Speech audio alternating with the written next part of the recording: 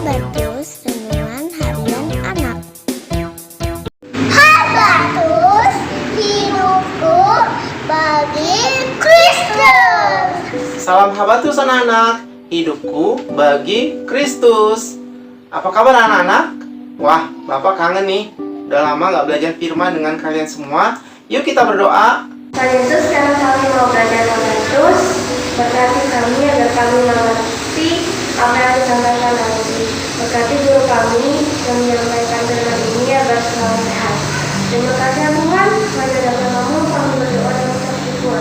Haleluya, amin. Nah anak-anak, salah satu sifat atau karakter Allah adalah adil.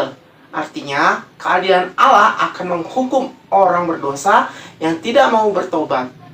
Keadilan Allah juga mau mengampuni orang yang bertobat, yang mau meninggalkan, membuang dosa, kembali pada Tuhan. Allah yang adil ini mengasihi bangsa Israel, kamu juga saya. Anak-anak, ada seorang perempuan yang sangat jahat, istri dari seorang raja Israel.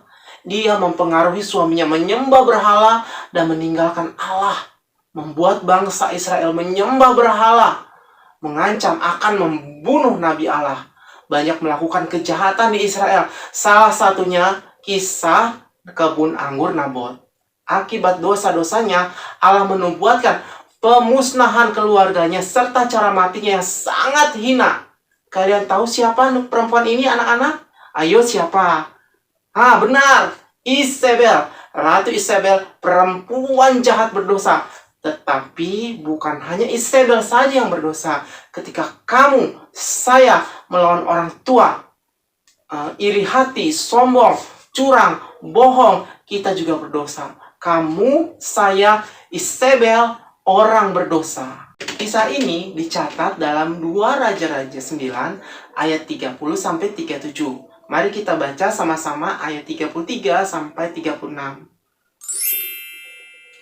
Ia berseru, "Jatuhkanlah dia." Mereka menjatuhkan dia sehingga darahnya memercik ke dinding dan ke kuda. Mayatnya pun terinjak-injak. Yehu masuk ke dalam, lalu makan dan minum. Kemudian ia berkata, "Baiklah, urus mayat orang yang terkutuk itu dan kuburkanlah dia, sebab ia memang anak raja." Mereka pergi untuk menguburkannya, tetapi mereka tidak menjumpai mayatnya, hanya kepala dan kedua kaki dan kedua telapak tangannya. Mereka kembali memberitahukannya kepada Yehu.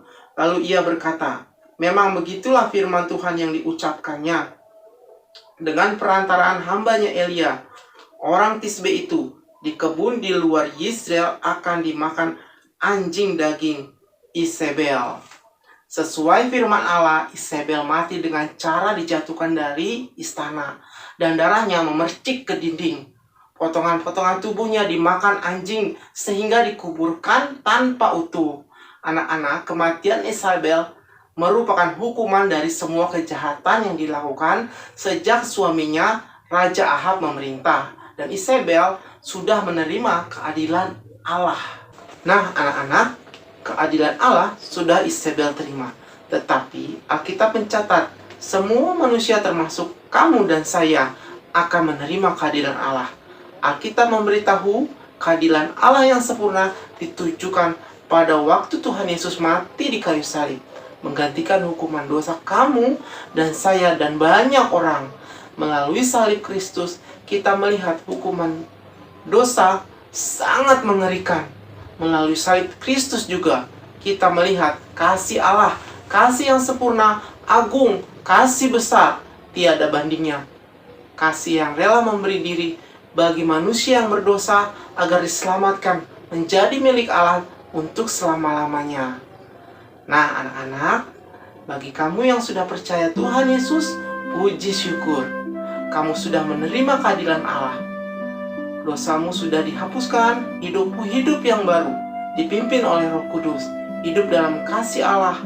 Mari kita buang semua dosa-dosa kita, lakukan dengan rela karena Tuhan Yesus baik. Habatus, hidupku bagi Kristus. Nah, buat anak-anak yang belum percaya, maukah kamu menerima keadilan Allah karena kasih-Nya? Yohanes 14 ayat 6. Akulah jalan dan kebenaran dan hidup. Tidak ada seorang pun yang datang kepada Bapa kalau tidak melalui aku. Mari kita berdoa. Bapa di dalam kerajaan surga, mengucap syukur untuk firman Tuhan hari ini, dan biarlah kiranya Tuhan yang memampukan kami untuk kami melakukannya. Kami mendapatkan keadilan dari Allah yang sempurna. Dalam nama Tuhan Yesus kami berdoa dan bersyukur. Amin.